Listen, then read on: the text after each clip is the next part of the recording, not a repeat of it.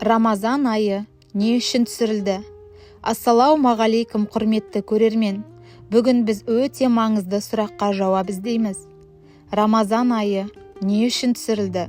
Оның шынайы мақсаты қандай? Көп адам Рамазанды тек аш жүру айы деп ойлайды. Бірақ шын мәнінде бұл адамды түбегейлі өзгертетін, рухани жаңартатын ерекше ай. Арнаға тіркеліп, лайк басып, комментарий жазып, жақыныңызбен бөлісе отырыңыз. Ал енді ретімен түсінейік. Бірінші, Рамазан тақуалыққа жету үшін түсірілді. Қасиетті Құранда Аллах тағала былай дейді: ораза сендерге парыз етілді, бәлкім тақуалыққа жетерсіңдер. Яғни Рамазанның ең үлкен мақсаты тақуалық. Тақуалық деген не? Бұл Алланы үнемі сезіну, күнәдан сақтану, жақсылыққа ұмтылу. Адам аш болғанда өзін ұстайды, жаман сөз айтпауға тырысады, ашуын тежейді. Себебі ол біледі, Алла көріп тұрғанын. Сондықтан Рамазан адамның мінезін тәрбиелейтін ай. Екінші, Рамазан Құран түскен ай. Бұл айдың ең үлкен ерекшелігі осы айда қасиетті Құран түсе бастады.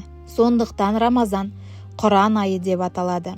Бұл уақытта Құран оқу сауаптырақ, тыңдау сауаптырақ, үйрену сауаптырақ. Себебі бұл Алланың сөзі түскен ай. Сол үшін ата-бабаларымыз Рамазанда Құран хатым жасауды әдетке айналдырған.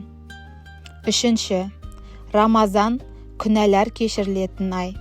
Пайғамбарымыз саллаллаху алейхи уассалам айтқан: кімде-кім иманмен және сауап үмітімен ораза ұстаса, өткен күнәлары кешіріледі. Осы бір хадистің өзі Рамазанның мақсатын көрсетеді. Бұл ай тазаланудың мүмкіндігі, жыл бойы жинаған күнәлардан арылатын уақыт.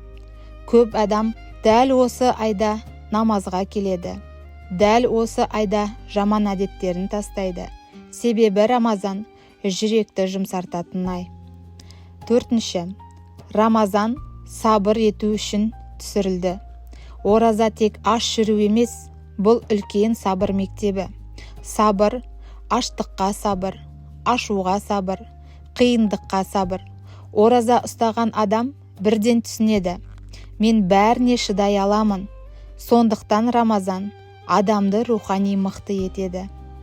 Бесінші, Рамазан мейірім мен жомарттық айы. Бұл айда садақа еселенеді. Адамдар кедейге көмектеседі, ауызашар береді, жақсылық жасайды. Себебі аштықты сезген адам басқа аш адамдарды түсінеді. Рамазан бізге үйретеді: байлық тек өзің үшін емес. Алтыншы, Рамазан нәпсіні тәрбиелеу үшін. Нәпсі адамның ең үлкен дұшпаны. Ол адамды жалқаулыққа, ашуға, күнәға жетелейді. Ал ораза нәпсіні әлсіретеді. Сондықтан Рамазан өз-өзіңді жеңу айы. Жетінші, Рамазан дұғалар қабыл болатын ай. Бұл айда дұғалар ерекше қабыл болады.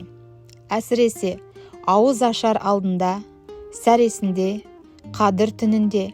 Сондықтан Рамазан Аллаға ең жақын болатын уақыт. Қорытынды. Сонымен Рамазан айы не үшін түсірілді?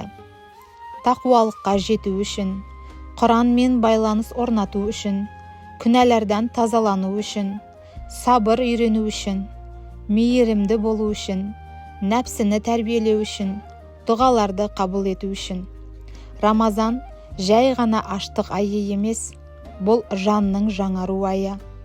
Егер осы айды дұрыс өткізсек, Рамазан біткенде біз мүлде басқа адам болып шығамыз. Сондықтан бұл мүмкіндікті жіберіп алмаңыз. Егер осы сияқты пайдалы видеолар ұнаса, арнамызға тіркеліп, лайк басуды ұмытпаңыз. Алла баршамызға берекелі Рамазан нәсіп етсін.